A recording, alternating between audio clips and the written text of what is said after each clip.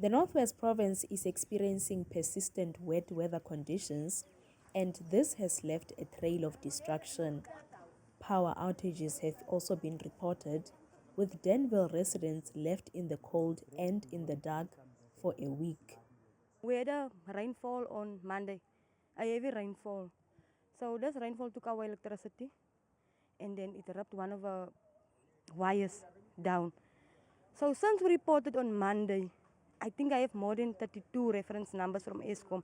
They never came to come and check or switch off or help our Danville community to switch on or to fix that wire for us. Elderly people in the area are battling, like 70-year-old Clara Domingo, who is virtually impaired. Ek voel baie sleg want ek opstaan en weet as ek kom bys toe kom, ek sit die krag in, sit ek waswater vir my op. Ek maak koffie, ek kook. Ons nou koud water nou.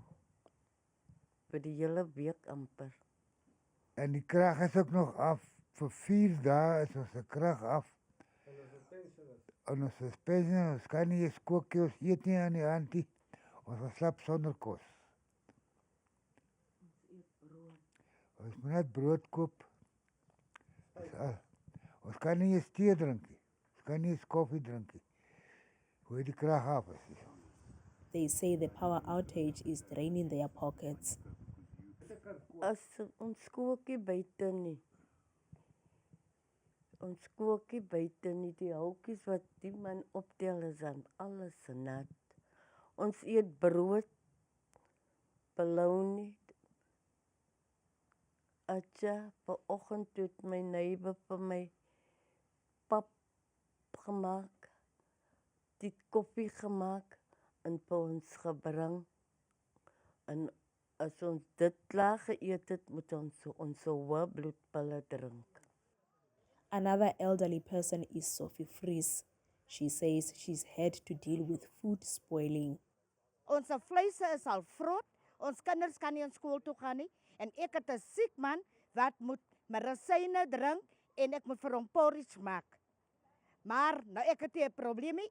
Ek is baie hard op dat die krag kan aankom, want ek het nie geld vir krag en ek het nie geld vir gas om vir hom merikasie water op te sit nie. Ons het nie, ek moet aan 'n plek gaan daar waar krag is en water gaan vra. Laat die man pap kan eet om sy pille te kan drink. They are pleading with the power utility to fix the electric wire. Please, can you please come and just assist us with the wire, only the wire. We only need the assistance for Eskom to come and assist us with the wire because it's dangerous. Elderly lady staying there, she's blind.